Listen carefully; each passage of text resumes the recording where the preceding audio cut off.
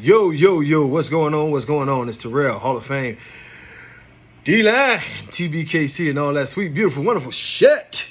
All right. Program. And I've had questions because people ask me about the amount of dogs I've had over the years, the different styles of dogs I've had over the years, and they're talking American Bully, not my Rotties or Dobies or anything. But what have I learned? You know, it's like, what have you learned?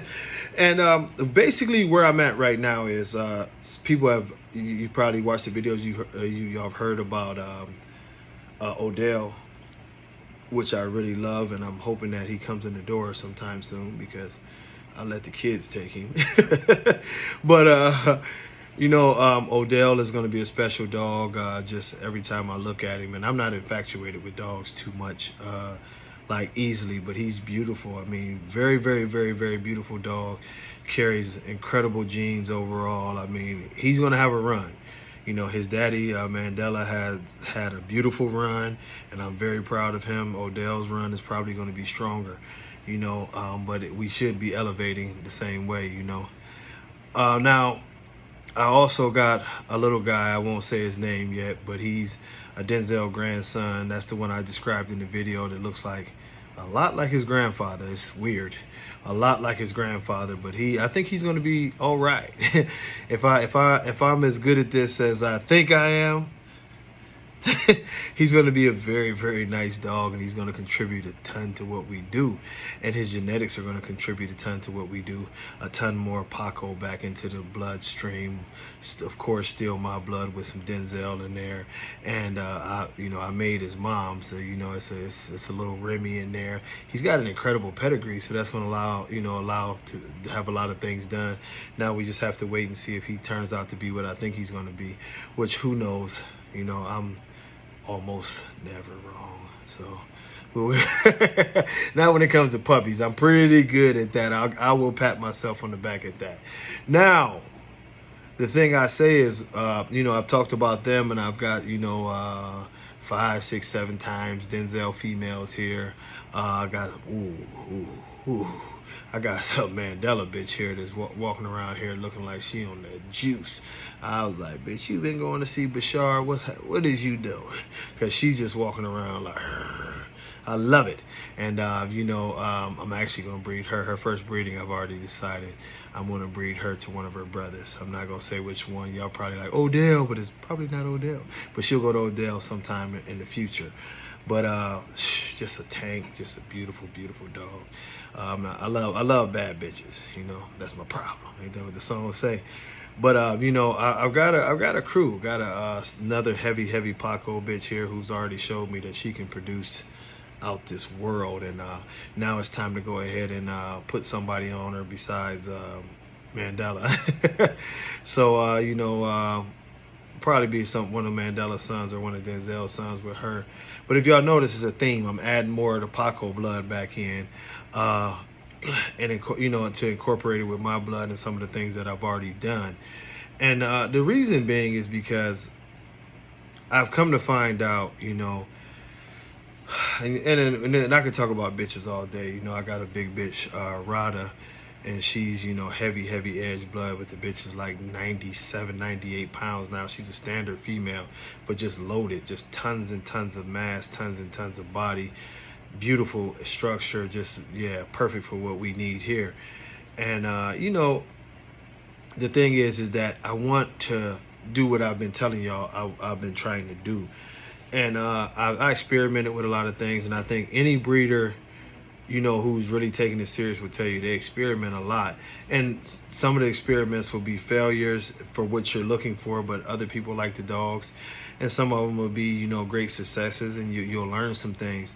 And the combinations that I'm going with and narrowing down and doing a ton of line breeding with my blood, like you won't see me doing any breedings that don't include my blood anymore. And it's to tighten down and get that look, the same look that Mandela has, the same look that Denzel has, but tighter. That's why I went back with the Paco, adding in more Paco, because if y'all notice, one of the things that I never liked is the looser skin, and both of them have it, even though they don't pass it on. So throughout the experimental phase, I noticed every time I did a little infusion of Paco blood, it came out with the same look that I was looking for, but a lot tighter, you know. And that was that. So a little bit of Paco, a little bit of Remy, but really now over the next 10 years, my goal is to really lock in, you know, the Hall of Fame look, lock in the bigger cheeks, the big heads. I lied to y'all. I lied to y'all about Odell's head. His head is not 25 inches. It's actually, I mean, he's 11 months old, but his head is actually 24.5 inches. Yeah, I thought he was 25, but I don't know. I must have did something wrong. I redid it last night. He's 24.5 at 11 months, so I'm quite certain he'll get to the 26 that his daddy is, you know, maybe bigger, who knows. But, you know, that he has the tight skin too, you know, and this is something that I really wanted, and it's the look, you know. It's a pleasure for me to, you know, hear the dogs are all out front sometimes, you know, and it's a pleasure for me, for people who don't know our breed and don't know our dogs, when they stop and they're like, what type of dog is that, you know? They're like, I know they all got to be the same because they all like look alike, you know? And that's a big compliment to me, because it's not like, well, what type of dog is that? And what type of dog is that? And what type of dog is that? That the look is there. So my biggest goal over this time, and I would tell y'all the same thing, is to really work on your look, work on locking down a certain look, a certain thing that you can say, you know what? This is what you're gonna get.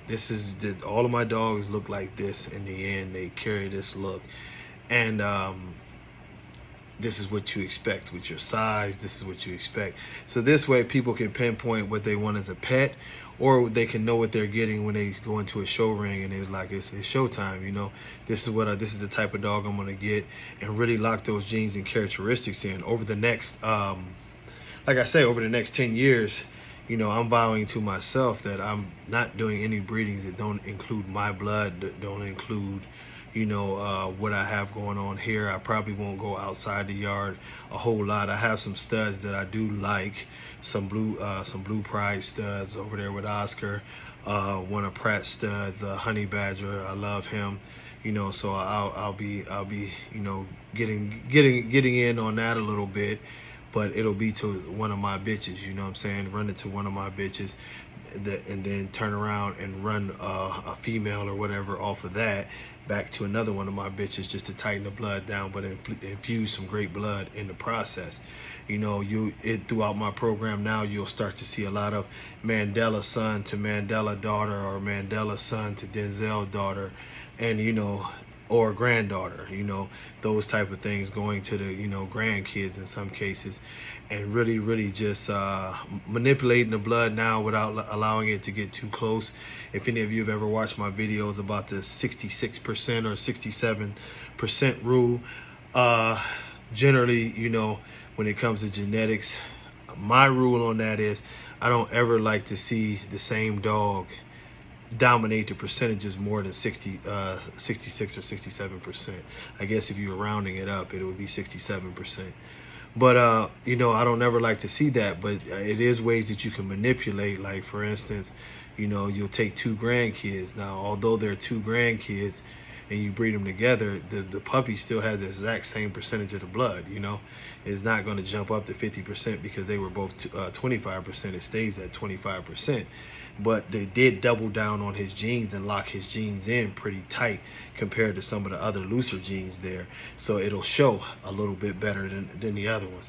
Same thing with, you know, you take a son, and you take that son to who's 50% of the blood, and you take that to you know what I'm saying, a grandkid of sorts or whatever.